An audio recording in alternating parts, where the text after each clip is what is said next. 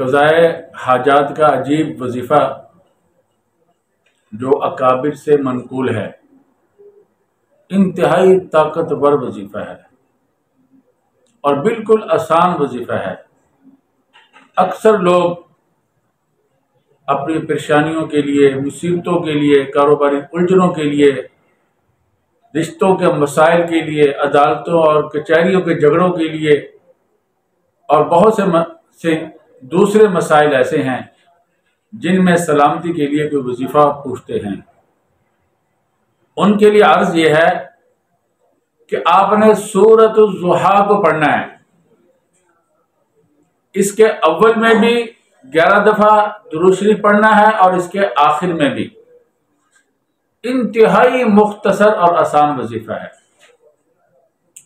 سورۃ الضحیٰ کے اندر 9 کاف ہیں۔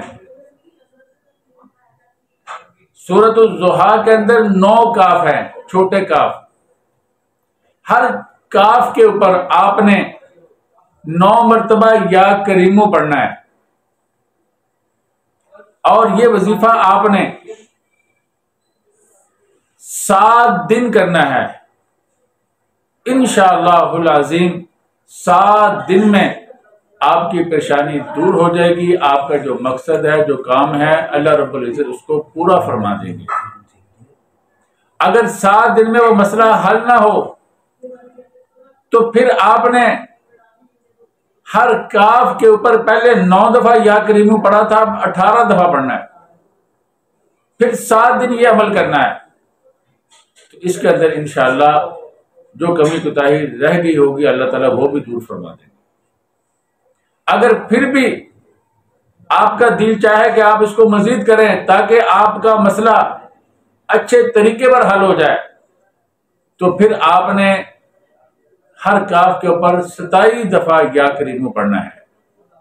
تو بس انشاءاللہ اس کے بعد آپ دیکھیں اللہ رب العزت کی رحمت کس قدر آپ کی طرف متوجہ ہوتی ہے اور آپ کا مسئلہ کس آسانی سے حل ہوتا ہے۔ تو اللہ رب العزت ہم سب کو توفیق دے کہ ہم اپنی حاجتیں، اپنی ضروریات اللہ کے ہاں پیش کریں، اس کا حل قرآن کریم میں تلاش کریں، اور غلط لوگ جو ہیں، جادوگر، کاہن، نجومی، انہی سے لوگوں کو روکنے کے لیے ہم نے یہ سلسلہ شروع کیا ہے تاکہ لوگ نہ اپنا پیسہ برباد کریں نہ اپنا ایمان برباد کریں۔ اور اللہ رب العزت نے قرآن کریم میں جو برکات رکھی ہیں، اللہ رب العزت نے قرآن کریم میں جو اثر رکھا ہے، اس سے سب مسلمان مستفید ہوں۔